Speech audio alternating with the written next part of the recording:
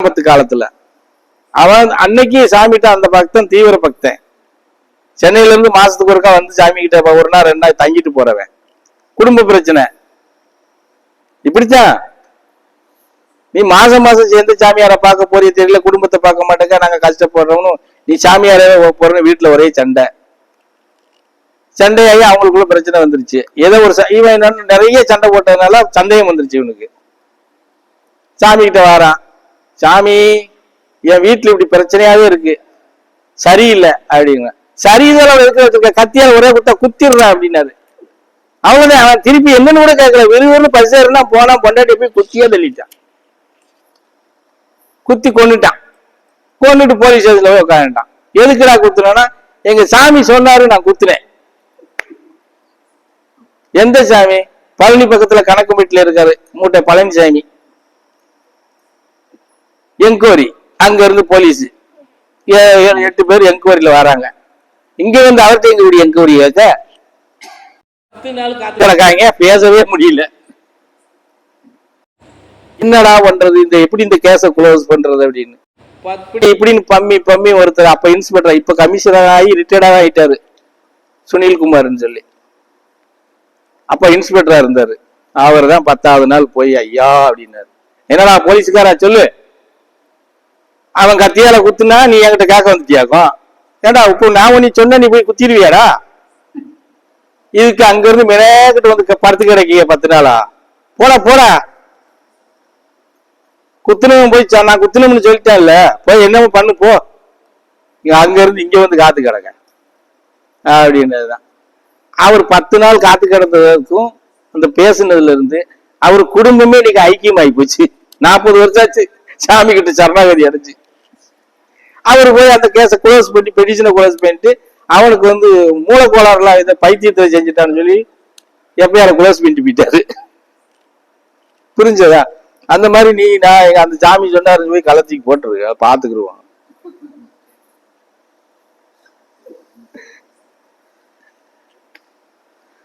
அது நான் என்ன சொல்றேன்னப்பா, உங்க தப்புகளும் இருக்குது. நான் என்ன சொல்றேன்னா, ஒரு குடும்பத்துல கணவன் மனைவின்னு இருக்கும்போது கணவன் மனைவியை மதிக்கணும், மனைவி கணவனை மதிக்கணும்.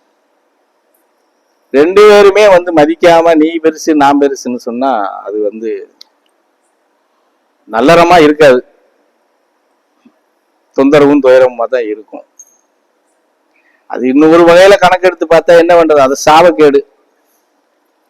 இங்க நீங்க மத்திரமா ஈசனுக்கு பொண்டாட்டியா இருக்கிறவ கூட அந்த பாடுதான் பட்டுக்கிட்டு இருக்கா, ஆதிசக்தி கூட அந்த பாடுதான் படுறா, நீங்க மத்திரமா பாடுபடுறீங்க, அவ்வளவும் பாடாதான் படுத்துறாங்க. அது பெண்ணுகளுக்கு வந்த சாபமே அதுதான். என்ன செய்ய முடியும்? பலம் இருக்கானா ஆண்களோட அதிகமான பலம் பெண்களுக்கு தான் இருக்கு. ஆனா நீங்க தான் என்ன பண்றீங்க, கஷ்டப்படல, எப்படி சொல்றது, அடிமையா இருக்கிறீங்க. பெண்கள் எல்லாம் அடிமைதான், அதெல்லாம் நாங்க அதுல எல்லாம் ஒளிமறைவெல்லாம் பேச மாட்டோம், அடிமைதான். தனக்கு நிகரா யாரு வச்சிருக்கா? எந்த ஆண்மகன் நீ எனக்கு நிகரானவதான் தாயி அப்படின்னு வச்சிருக்கிற ஒரு ஆண்மகனை காட்டுங்க. ஏய் நீ என் பொண்டாட்டி, அத முதல்ல மனசுல வச்சுக்கோ, ரொம்ப பேசாத அப்படிம்பாங்க. அதே பொண்ணு, ஏய் நீ என் புருஷன் தாயா பார்த்து இருந்துக்க சொல்ல முடியுமா?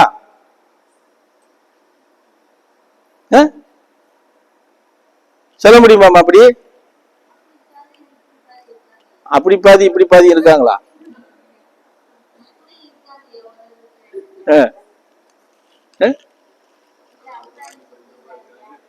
எப்படி?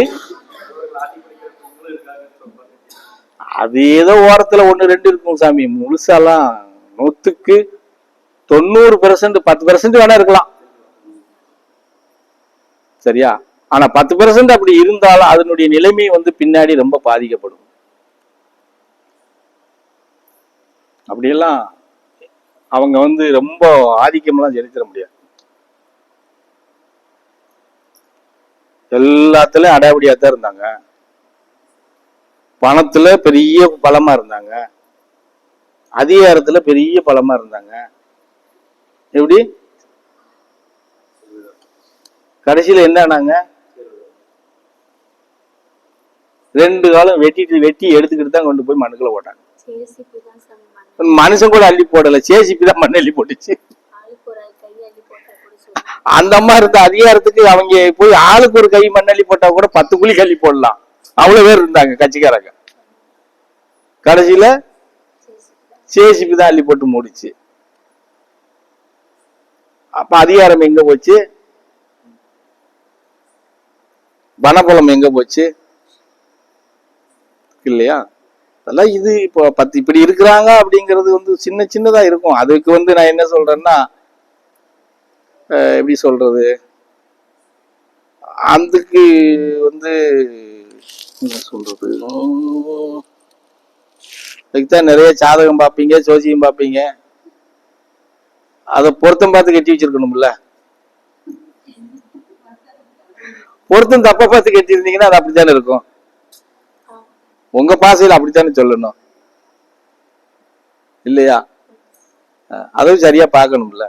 இல்ல அது சரிவென்ற இடத்துல இருந்தா கூட சரி பண்ணிக்கலாம், அது இருக்க மாட்டீங்க இல்லையா? அதனால அதெல்லாம் எல்லாம் அது கூட அந்தந்த குடும்பத்தில் இருக்கக்கூடிய நடைமுறை குறைபாடுகள்ல தான் அதெல்லாம் வரும். ஆமா, நடைமுறை குறைபாடுகள் தான்.